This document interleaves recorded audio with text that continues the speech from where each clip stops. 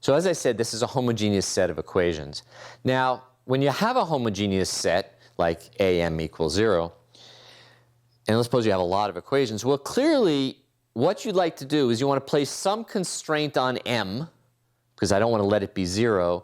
But then, given that constraint, I want to find something that sort of computes the smallest square value of A times M.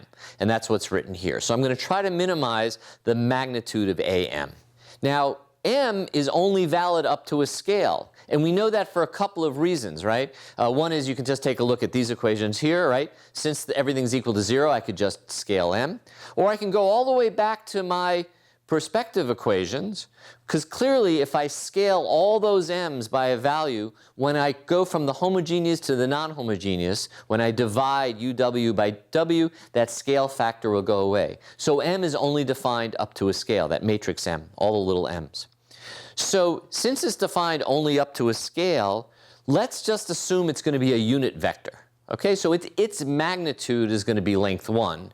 And the question is, what's the best unit vector m to minimize the magnitude of am? I'm going to tell you the solution here, and then I'm going to show you that it's the solution. And some of you will have seen this before, and some of you won't.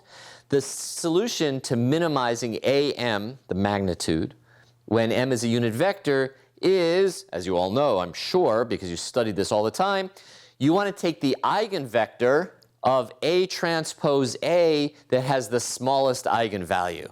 Of course, you say, I know that all the time. I'll show it to you in a minute. And by the way, this only works when you have 6 or more points, and that should make sense, right? How many degrees of freedom are there in M? There's 11, because there's 12, but only up to a scale.